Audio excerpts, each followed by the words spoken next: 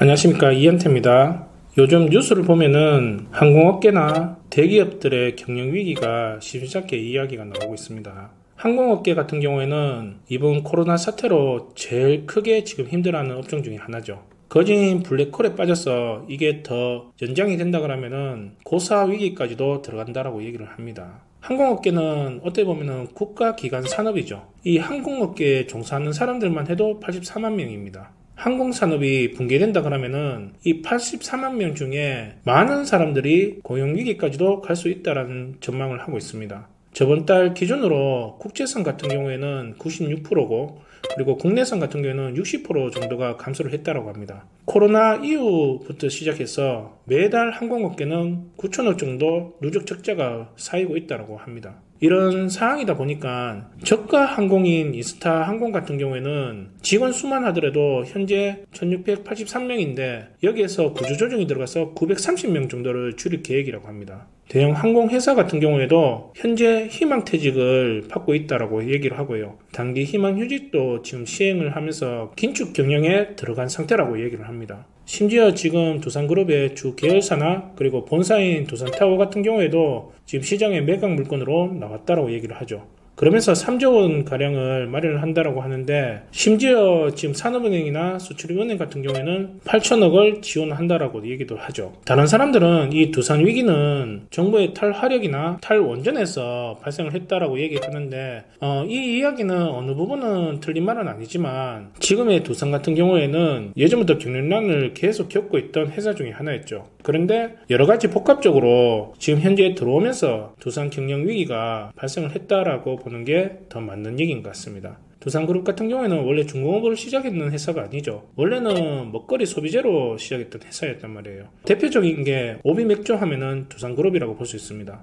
그리고 뭐 버거킹이나 종갓집이나 이런 소비재 사업으로 주 사업을 했는 게 두산그룹인데 91년도에 낙동강의 페놀 사태로 통해 가지고 두산그룹의 오비맥주가 전국적으로 불매운동이 일어났습니다. 그러면서 이제 95년도에 들어서서 두산그룹의 적자폭이 거진 9천억까지 발생을 했는데요. 그러면서 이제 이 두산은 이 소비재 사업으로 계속 갈 것이냐 아니면은 다른 회사로 변모를 할 것이냐 이런 기로에 섰는데 2000년 기점을 해서 두산에 있는 소비재 사업을 다 정리를 하게 됩니다. 그러면서 2000년 이후부터 지금의 현재 두산으로 변모를 하게 되는데 두산그룹은 크게 세 가지 사업으로 나눠집니다. 발전 사업을 주 사업으로 하는 두산중공업, 건설기계 엔진이나 아니면은 산업용의 엔진에 들어가는 두산인프라코어, 현재는 상장됐지만 두산건설, 그러니까 여러분들이 다 알고 있는 두산 위브더 제네스를 말하는 거죠.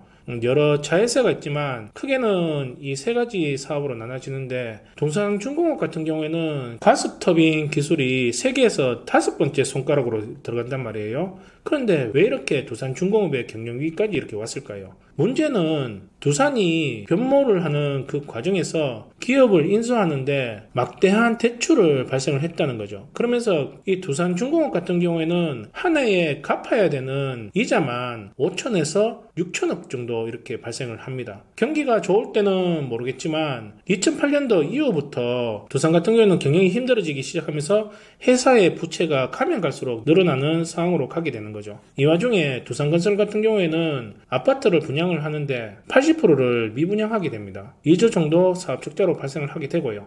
두산인프라코어 같은 경우에는 중국에 많이 의존을 했는데 이 중국이 건설 붐이 일어날 때는 모르겠지만 건설 붐이 꺼지면서 두산인프라코어 같은 경우도 적자가 계속 발생하는 상태로 가게 되죠. 이 모든 걸 두산중공업이 몸빵을 하고 있었단 말이에요. 그런데 이 두산중공업도 큰 위기가 한번 찾아옵니다. 그때가 언제냐면은 2011년도에 일본에 큰 지진이 들어오게 되죠. 후쿠시마 원전 사고가 발생을 한단 말이에요. 이 계기로 통해 가지고 세계적으로 탈원전이 이어나가게 됩니다. 두산중공업 같은 경우에는 다른 자회사보다 계속 흑자가 나고 있는 상태였어요. 그러니까 매년 7조 가량을 실적을 보고 있었는데 이렇게 후쿠시마 원전 사고가 발생을 하면서 두산중공업이 7조에서 2조 정도 실적으로 둔화하게 됩니다.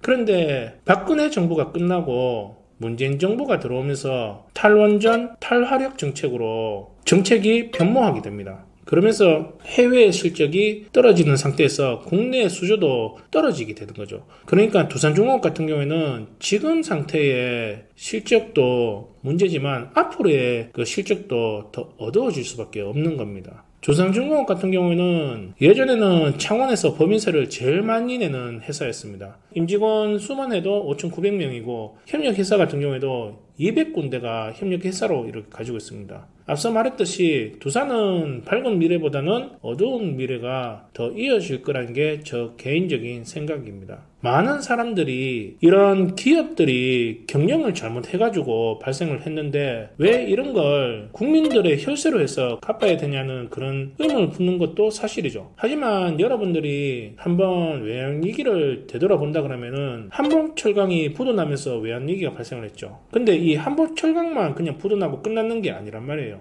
이 한복철강으로 인해 가지고 여러 업체들이 도미노처럼 무너지기 시작했는 거죠. 그 사실을 우리가 이제 기억을 해야 되는 거예요. 정부에서도 그걸 아니까 그런 상태까지 안 가기 위해서 여러 가지 자구책을 펼치는 겁니다. 그러니까 중소기업이나 지금 현재 코로나를 통해 가지고 소상공인들이 힘들어하니까 여러 가지 지원책을 펼치고 있는데 이 코로나 사태는 현재 우리나라만 힘들어하는 상황이 아닙니다. 세계에서 다른 국가들 같은 경우에는 우리보다 더 힘들어하는 상황이란 말이에요. 우리나라 같은 경우는 이 코로나를 거진 잡아가고 있는데 일본이나 아니면 미국이나 유럽 같은 경우에는 아직도 코로나를 못 잡고 있는 것도 사실이죠. 이게 계속 이어진다 그러면은 세계적인 경제 침체에 들어갈 수도 있다라는 겁니다. 이런 상황이 우리가 살아갔는데 큰 위기가 될 수도 있겠지만 어떤 사람들은 이런 상황이 그 사람들에게는 기회로도 이렇게 본다는 겁니다.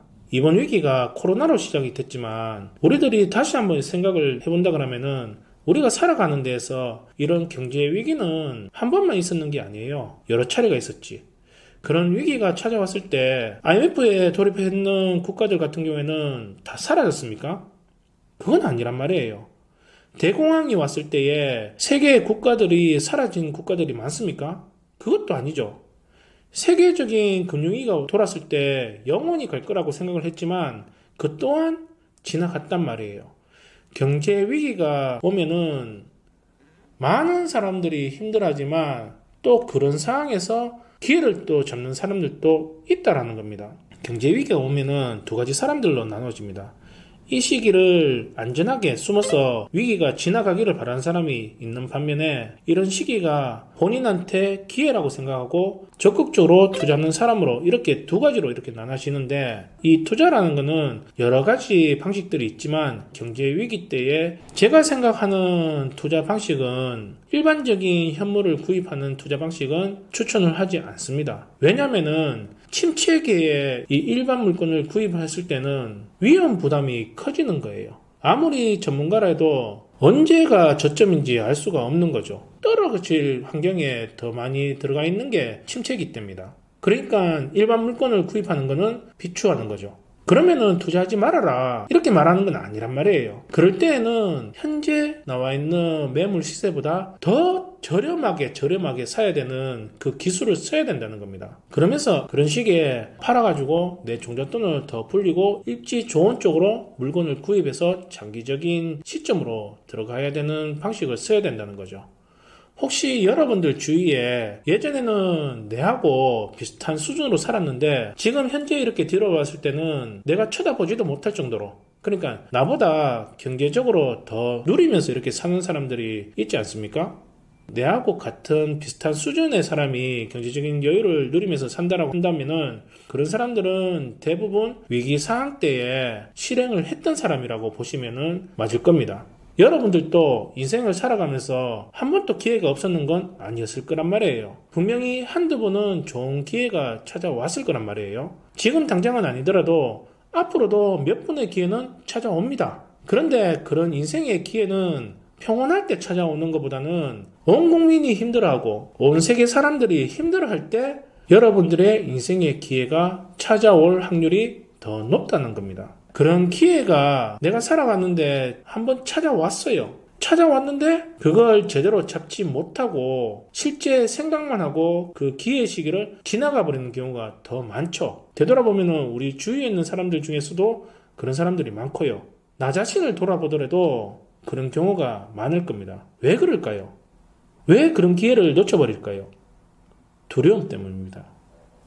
여러분들 마음속에 두려움이 깔려 있으니까 행동으로 옮기지를 못하는 겁니다. 그럼 그 두려움은 어디서 발생할까요?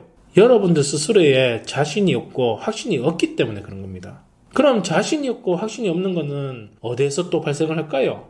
그건 우리가 준비가 안 돼 있기 때문에 우리 스스로가 자신이 없고 확신이 없다라고 이렇게 보시면 되는 겁니다. 다시 말해서 인생의 기회의 순간이 왔을 때에 행동을 못하는 것은 본인 스스로가 준비가 안 되었기 때문에 그 상황이 왔을 때 확신이 안 생기니까 두려움이 발생을 하게 되면서 예전처럼 어딘가에 또 숨으려고 하는 겁니다. 그렇게 되면은 내 자산은 그대로 유지하기는 하겠지만 다시 세계적으로나 국내적으로 경제가 안정권에 다시 들어간다 그러면은 또 예전 그 삶대로 고만고만하게 살아가게 되는 겁니다. 그러면서 다른 사람을 봤을 때 상대적인 박탈감을 느끼면서 또 살아가게 되는 거겠죠.